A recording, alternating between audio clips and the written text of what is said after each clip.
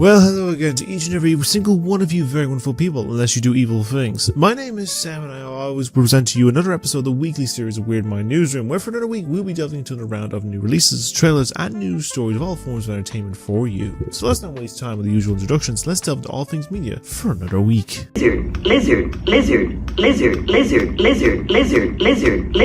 For the first of the new release of the week is giving the folks ideals and the life we find a sense of love and compassion in some form, and sometimes that sense of love may be cut short in a sense of tragedy, but it can still be a case that even in death, love can still prevail. Even this form of love is man-made for the companionship of a man-made monster, as a time for a bit of gothic horror romance, as we have the release of the new film from Maggie Gyllenhaal with The Bride. Set in 1930 Chicago, Frankenstein's monster, played by Christian Bale, asks Dr. Euphorius to help create a companion for him. They give life to a murdered woman as The Bride, played by Jussie Buckley, that soon sparks romance, police interest, and a lot of radical social change. Now, reception of this title in particular has been quite a divisive one from what I've seen from critics, with some saying it's one of the most appealing monster movies of recent memory, and some comparing it to the tone of Joker Folie à Deux, which if I recall I did enjoy a fair bit, but mainly sits at a mixed aspect with praising the performances and visual aesthetic of the makeup and costumes, though the film's sense of mass appeal and Bonnie and Clyde story may be a bit too much to be desired. But if it may appeal to you and see which side of the aisle you may find yourself on, then you can catch a new film out now in cinemas. Our second film of this week is in the animation focus of the week, and the first of two from the studio that I have hold a big old spot in my heart, next to my dear precious someone and some other things. And it's time for the merging of humans and animals to become that little more closer connected than it seems to be. And when it all seems normal, things are about to get out of control, as we have the newest original film from Pixar with the release of Hoppers. In the film, we'll see a group of scientists form a university create a revolutionary machine that will invent a way for human beings' brains to inhabit mechanical bodies, and we'll follow Mabel Tanaka, an animal-loving girl who will use their technology to put their mind to a robotic mechanical beaver and use it to communicate with the animals and help to stop a construction company's plot to destroy the local animal habitats. Now, reception of this new original has been very well received with praise on its visual animation, humor, characters, and narrative, and seen as one of the highest scoring films from this studio since the fourth Toy Story, and seeing a continuing trend of stories and films from the studio to return to form and appeal to many people. I felt this studio was starting to fade. It never has for me. If you want to check it out for yourself, you can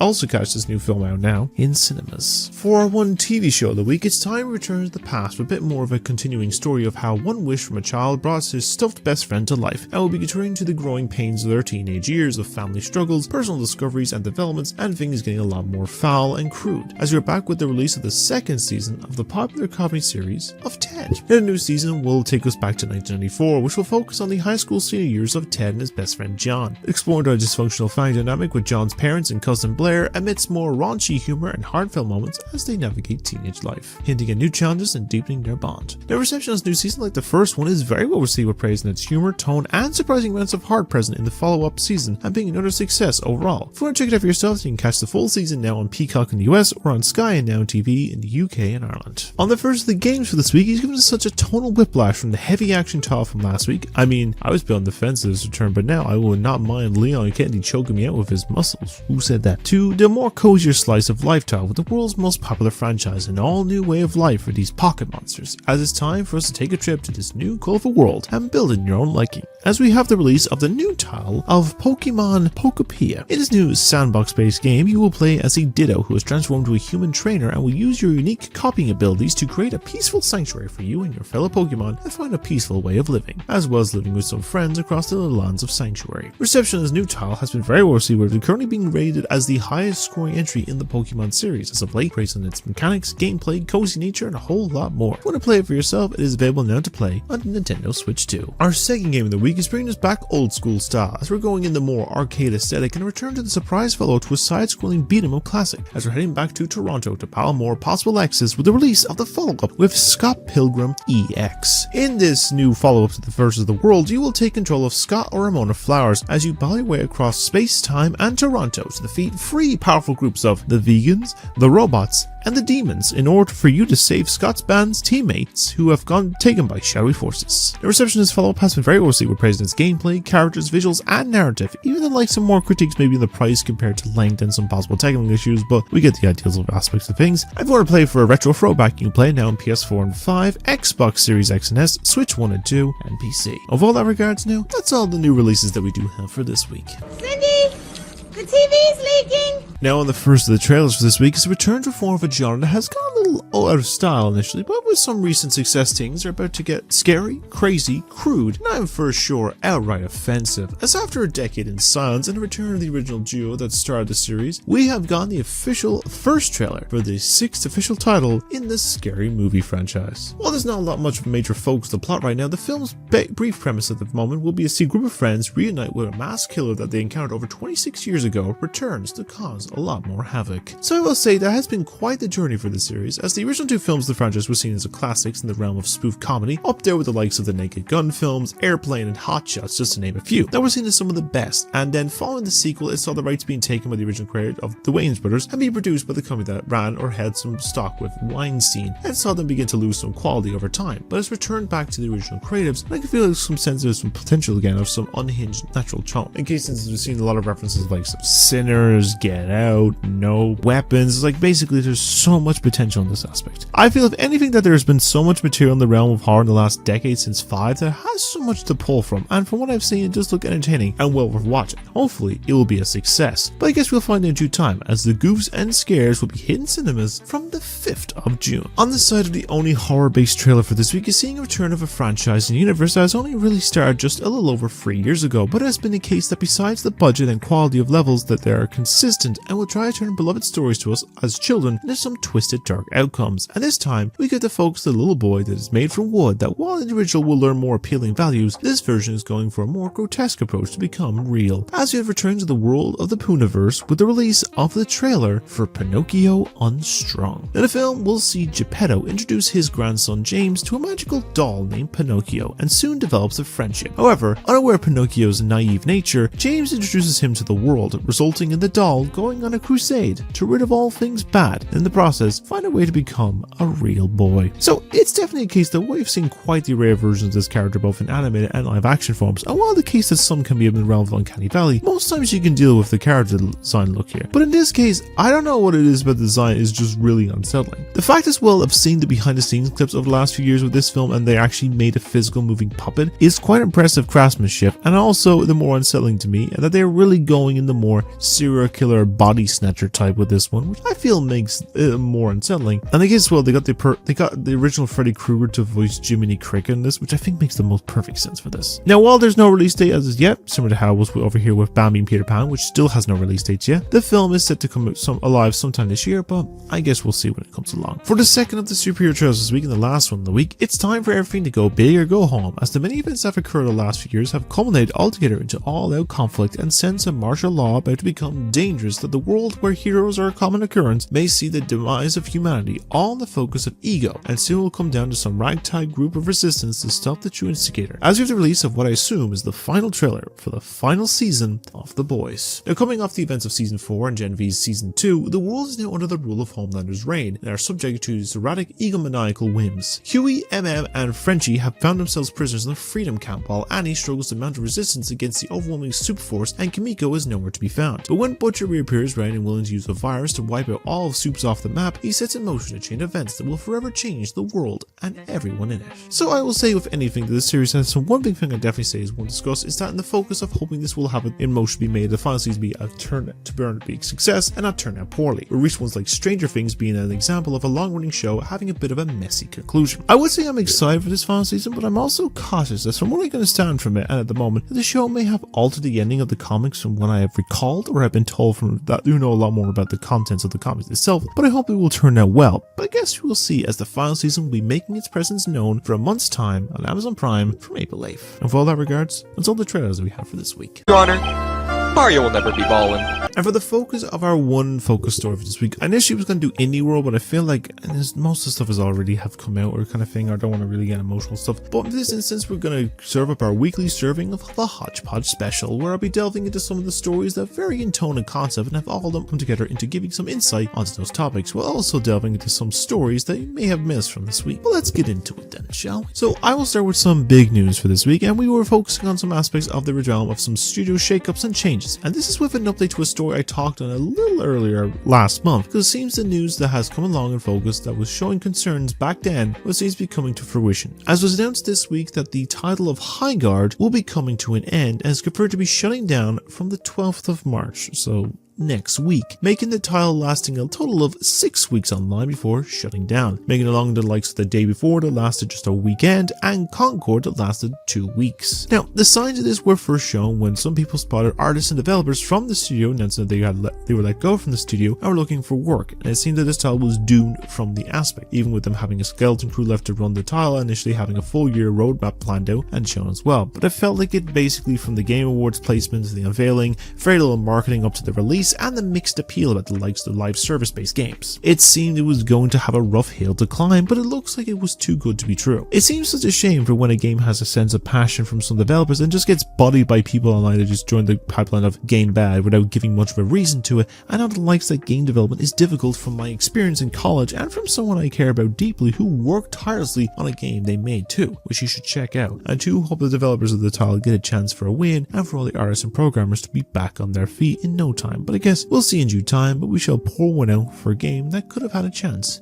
if given it enough time. But speaking of a studio shakeups, this one's a bit more of a sad one, and I didn't bring this up as it was about a week or two ago, but we have lost another well-liked studio, as Sony announced back in late February that the company of Blue Point Games will also be shutting down, after one only being acquired by the publisher about 5 years ago, but apparently didn't release anything in that 5 years. Now, the studio may not have most familiar at first, but they were developers that made some of the best remasters and remakes, including the Uncharted Nathan Drake collection, the remakes of Shadow of the Colossus and Demon Souls, and a few remasters remakes, just to name a few, and some top quality ones as well, and also fix some issues with some original titles in there as well. Now, while this is sad, there is one other reason that this will hurt a lot of PlayStation fans, as it seems they had another remaster or remake in mind, and it's one that for many of us that tune in for the state of plays or award shows, they hope at least one of them will unveil along with a port, remaster, or follow-up to the beloved From Software title of Bloodborne. It seems they were planning it and pitched it, but it seems the original developer was the one that shut it down from happening, which feels a poor move on From Software's part, because there's been demand for this to get a new 60 FPS update for PS5, a sequel to the port on the PC for a decade at this point, but it even seems like they're really against printing more money for their studio. Now, they seem to have not been the only studio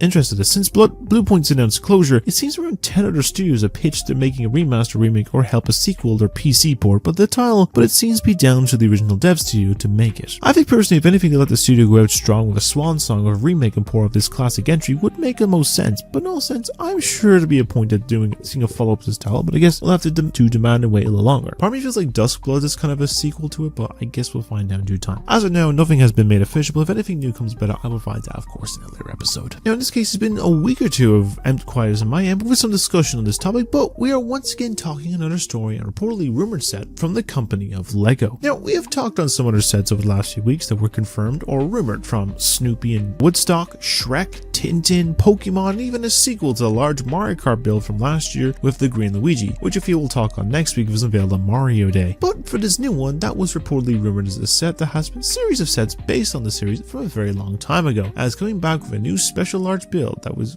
everyone's favorite underwater fry cook of Spongebob. Now, it's reported this week that a planned new set based on the street that SpongeBob lives on, which I think is Conch Street, is on the way, and will be a large build set that will consist of SpongeBob's Pineapple, Squidward's Tiki Home, and Patrick's Rock, and come with those 3 minifigures as well as an extra one of Gary the Snail. Now, on the basis of the price, it's reported to cost around $220 or euros and will be set to release on September 1st, but nothing has been officially unveiled as of yet. Now, SpongeBob has had his share of sets back in the day, with a few based on his home and street, as well as ones for the Krusty Krab and ones in the Chum Bucket, Bikini Bottom General Hospital, Mrs. Puff's boating school, a bus, and even Sandy's rocket ship. Now, while a lot of SpongeBob sets sound appealing, and there was all the giant billable SpongeBob version himself, I feel that they would, while a new SpongeBob sets would sound appealing, I feel they should make it more in the realm of the small, medium sets they used to do, and have this as a largest set, but make it a bit more affordable. It seems the case this would really appeal to a lot of younger Lego fans and fans of SpongeBob, and there's been so much demand for a full-scale and full-build version of the Krusty Krab and other locations on the show. In the case, there's been some knockoff brands that range, and many have seen it so much better in that capacity. But maybe we'll see how well this does before they make decisions on other range sets or bring a theme back. But at the moment, as I mentioned, this is just some rumored reports, but is there any change in confirmation? I'll provide that in a later episode, of course. Now, for the next section, we'll be giving a focus to the realm of some animation, and it's another focus for this week in the realm of Pixar, as we're given some news in the focus of their next plan and also an update about some changes to the studio. Now, there's been some news in the approach Pixar may be going towards for their next projects, as it seems they're aiming for ideals of trying to be more in the realm of keeping things about relatability for all instead of more in the focus of a few films had, or a few films and projects of the studio have been in the focus of the decade, which is in the realm of more personal stories that we're seeing in the likes of Turning Red, Elemental, Luca, and Elio, which I'll talk on in a moment, which I'm sure can understand going back in time period where they much loved the output of like toys come to life when no one's around, or monsters hiding in our closets that is part of their normal 9-to-5 job. But I feel of having more in that balance of classic or appeal to all and some personal stories also help in the appeal overall to me. This is where it's seen with some new stories. According to the Hollywood Reporter, while we know of 2 sequels currently on the way in a few years, which is not counting this year's Toy Story 5, with a sequel to Coco set for release sometime in 2029, and a third Incredibles movie which now seems to be aiming for release in 2028, another classic from the studio is set for release in a few years as well, as confirmed that the early development of a third Monsters Inc. movie is in the works. Though technically this would be Monsters Inc. 2, because the last one was Monsters University, the prequel to the original, but I guess we'll see about it. Which I would say I'm very excited for, as the original is one of my all-time favorite movies. Now, while I appeal to some follow-up stories to the other projects, which I also mentioned possibly a third Finding Nemo or Finding Dory film, but I have no idea if that's still happening, I feel the original and personal stories should also be prioritized, which brings me back to the whole ordeal with Elio. Now, as a while back when I first talked in this film, reports came in a week after the film's release. The movie was heavily different to what was initially planned, and altered from a more personal focus, the main character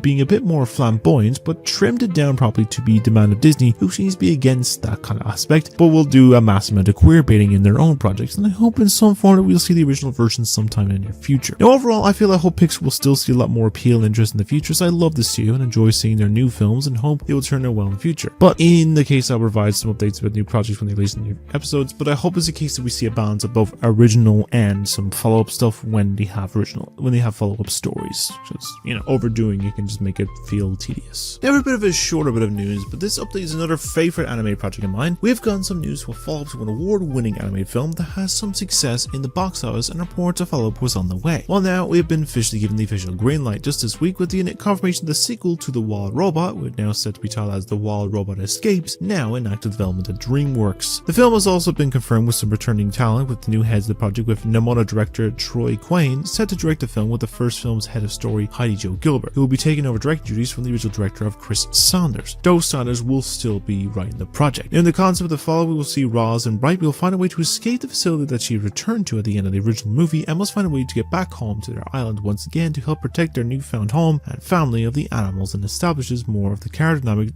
between that found family of mother and son, and be going based on the second novel of the series. The likely case with the cast will probably see the return of Lupita Nyong'o as Roz, Kit Connor as Bright Bill, and Pedro Pascal as Fink, but I'm sure we'll see what will come of it and what new additions will be added for new characters, and I'm sure some possible recastings overall as well, and new additions. But overall, I'm very excited to watch this sequel, and likely case will be complete floods of tears by the end of it when I will watch the movie. Now, at the moment, there's no indication of when this film will be released, but I'm sure if anything new comes along, I'll provide that as well in a later episode. And to wrap up the last of the stories for this week is in the focus some news in the world of law, but unfortunately it's not the case of a new take of Law & Order, or a film on Better Call Saul, or a 7th mainline Ace Attorney entry. Hopefully one day we'll get that last, but rather we are looking into the real world of this lawsuit, as this one is quite the extreme form to how it suddenly appeared out of nowhere, because it was announced at the end of last week that the gaming company Nintendo is apparently suing the US government. Yes, Nintendo is going after the government to sue them all based on that terrible orange man, his tariffs, who's also best friends with the Nons, who's all over the Nons files and needs to go. And apparently it has not been specified as to how much they are actually looking for, but it apparently cost a fortune in funds for them to ship, process, and develop those consoles, especially in the case of them being announced the same week that the Switch 2 pre-orders went on sale back in April last year. Now, this is quite a sight to behold, and honestly, if Nintendo was the one to cause the decline of the US government, I feel it'd be the funniest thing to happen. Honestly, it'd be fucking insane. Now, where this will go ahead will have to be seen, but I know this company and their lawyers are quite ruthless, so we will see what will come of this lawsuit. But if any new ones comes about this, then we'll find that, of course, in a later episode. But what do you make of these stories. Do you feel Highguard could have had a chance if it kept going? Are you sad the closure of Blue Point, and will we see something new with Bloodborne somewhere in the future? Will you be buying the new Lego Spongebob set, and do you think they should bring this theme back? Are you excited for more Pixar sequels, and do you think a balance of originals and follow-ups will work? Are you going to watch the Wild Robot sequel? And do you see Nintendo actually winning in the court case against the US government? Let me know what you think down below in the comments, and with all that regards, that's all the news that we do have for this week. And in case now with all of that ends episode 146 of Weird My Newsroom. Hope you enjoy my ramblings for probably over 20 minutes this week. And I'm gonna fly through this conclusion now because it is getting late and I need to go to bed. Reviews wise, I'm gonna get back to reviewing the case of things. I'm probably gonna maybe put on the back burner for a minute because I've gotta finish the Oscar video and maybe just be media still try and get working on as well, and then I'll get back onto the writing maybe the award. But the case of things, other reviews are gonna come back as well. The Last of Us one, Snack Size Box Office one's gonna come along. I'm gonna post a few more stuff. I have a few more I can at least add on to the list of reviews and stuff. So I can do a case, I can do Hoppers I saw this weekend. I also finished season 2 of Ted. I did also watch Murray Supreme a little while ago, and spoilers, I was kind of disappointed, so to say, but I'll get to that when I do reviews for it. Might do it as a snack size one, don't really want to delve too much into it, but those are coming eventually. Then a case of some gameplay stuff. Just before I actually started recording this, I was actually streaming, so you can check out my Twitch streams. I don't know, my fucking schedules are sporadic anyway, so at the moment I'm currently playing through Resident Evil Requiem. I don't know how much I have left. I'm in Raccoon City now, which is like kind of, I'd say, about halfway to 2/3 of the way through, but I'll see. But in case I'm gonna get to the DK Bonanza videos, I'm gonna record some more of them. I'm gonna record Star Wars, Last was Part 2, do some Cyberpunk, do some Star Wars, do all the phones. They're all gonna come eventually as well. So look forward to those, and I'll figure out what the next game I'll stream afterwards, or maybe do some other things like do some time-lapse builds kind of thing, or just do some other stuff, some chill things, or maybe stream Ventilating, get that word out on that one things as well. But I'll look at those. And long form stuff, I already mentioned the Oscar video is going to come out. I'm going to get the AI shorts video that I promised soon I will get made. I'm going to get the rewatchathons done, I'm going to get the Harmless Boars done, and get more long form stuff done, and get Anticipate Media done. They're all going to come eventually. So look forward to those. I'm working on them in due time. So keep an eye on that in a little while. But in that regards, I think I'll leave the episode there for now. So if you like my content, want to see more from me more frequently, simply like and subscribe on YouTube and on Twitch. I'm aiming for affiliate at the moment, just for at least the goal for this year on Twitch, and for 1,000 subs, at least the max goal for YouTube subscribers this year. So if any support on both sides would be appreciated in that regards. If you want to save yourself 10% on pure crack, you can use my code Sam Harrison. That's all one word, all caps. Down below in the description, you can get yourself a nice tasty beverage that help you through as we head into spring. In the case of things, let me know your thoughts on everything discussed this week down below in the comments from all the new releases, the trailers, and news stories as well. There's one or two extra little stories on my blog version you can read about that has like some bits I kept in for like specifically for the blog. But in this regards of things, I'm probably going to leave the episode there for now. So as always, you all stay wonderful people. Have a great day every day, do many great things, keeping you because no one's what you do, and take care of yourself because mental health is very important. In the case of things, I'm going to head off now. I've been your host, Sam, of course. Nice to see you all in the next episode. So take care, and I'll see you later.